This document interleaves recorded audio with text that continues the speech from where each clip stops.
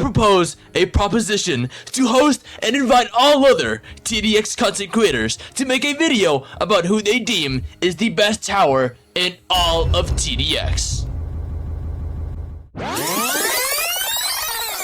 Is the best tower.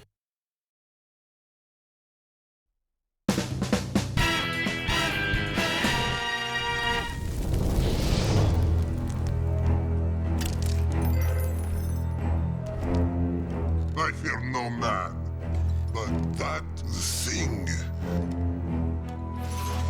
it scares me. No, I ain't talking about that freak, alright? He's not here, is he? How do we get this fucking thing off?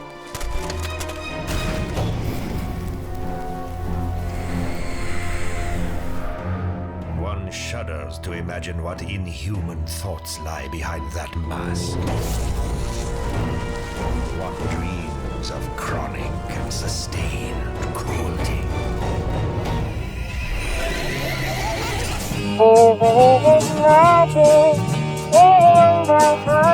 Our music is free, whenever it starts it's magic. If the music is free, it makes you feel happy like an over and movie. I'll tell you how the magic and I will.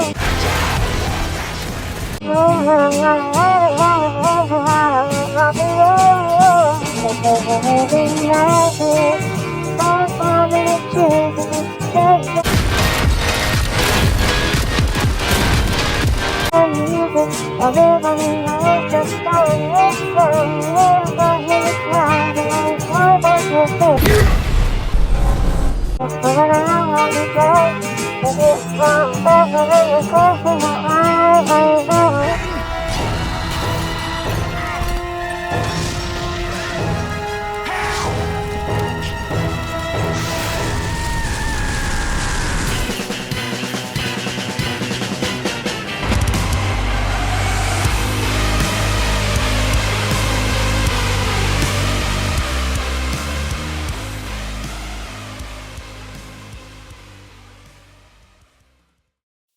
Goo Gunner, my beloved.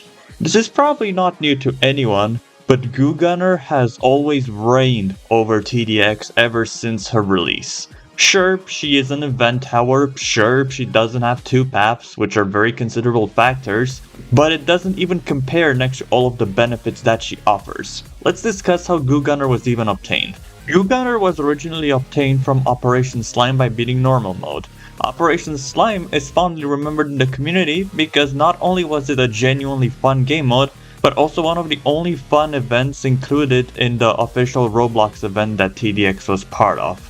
Anybody could obtain Goo Gunner by just beating normal mode, and that was not only a very easy task to complete, it was also encouraged in order to earn points for the official Roblox event. And just from an easy victory, you would get arguably one of the best towers you could ever have at any stage in the game. From a first glance, Goo Gunner just seems like any other stunner tower, but upon further inspection, we easily realize that there's so much more to her. Her cost efficiency is nothing short of incredible. It just keeps going lower the more you upgrade her, and that in return provides you immense value no matter what stage of the game you're using her at, be it the start of the game, mid-game, or endgame. She sprays enemies with goo, which is a unique damage type that nothing in the game can ignore. Everything is equally affected by goo in this game, which is incredibly considerable in later game modes that rely on enemy damage resistances. In her initial state, Goo Gunner was able to essentially stun lock any regular enemy that did not possess a boss health bar.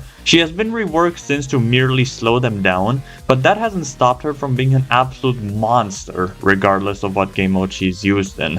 Her first 2 levels feature a pistol gun that shoots goo at individual enemies, which while not the flashiest, is still an incredibly cheap form of early game DPS that can synergize with some beginner towers like Ranger and Shotgunner. And starting with level 3, that's when she really becomes a powerhouse because she swaps from a pistol to a hose. The hose works much like a flamethrower or a cryoblaster, where she sprays goo all over any enemy in range, and that in turn causes any enemy blasted by the goo to be slowed down at least 2/3 of their speed.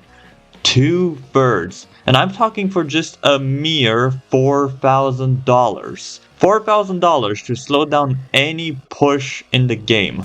I don't think people understand just how well this synergizes with any tower. Crowd control vibes can get a much better amount of DPS from any offensive towers. Spawners get more time in order to deal damage rather than getting themselves destroyed. She works as a synergizer for any kind of tower archetype. And no matter what, she's always reliably gonna be able to stop any enemy long enough for even the weakest of towers to get a little more value. And that's only speaking about her first 3 levels. There's still 2 more to go, and for a mere extra $7,000, not only do you get a much better spray DPS that can just outright destroy weaker enemies on its own, you also get the ability to spawn your own goo units. Your beloved goonits that are never gonna let you down. You can place these spawn puddles anywhere on the path at her max level, and they spawn 2 of these little guys and 1 bigger guy that collectively deal 500 damage to anything they run into, assuming it's a single enemy. All of this for just a little short of 13 grand. By today's standards, this is one of the cheapest and most effective ways to spawn your own troops onto the tracks next to barracks. And this is only how well she performs in the core game. She's so much better in event modes, especially those that do not feature a set path, because then she's able to freely spray her goo all around, as well as placing the goo puddles at much greater ranges while also allowing the goo units much more freedom of movement. Like, I cannot stress this enough, this tower is so busted. Wanna play nightmare mode? It's always gonna stop any push of advanced enemies. Wanna play in event mode? You better pray that the enemies have collision resistance, otherwise they're gonna get screwed over by the spawns.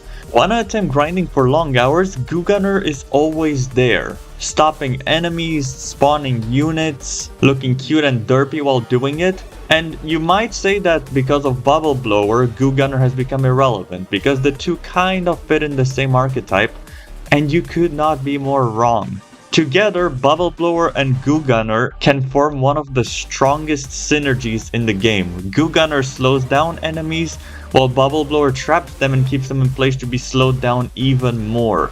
You can achieve unlimited infinite stun lock, which makes challenges like Wave 201 beatable without a single power-up use. Like, this is insane. It's crazy power creep, don't get me wrong. But it is insane. It's insane just how well Goo Gunner works with anything.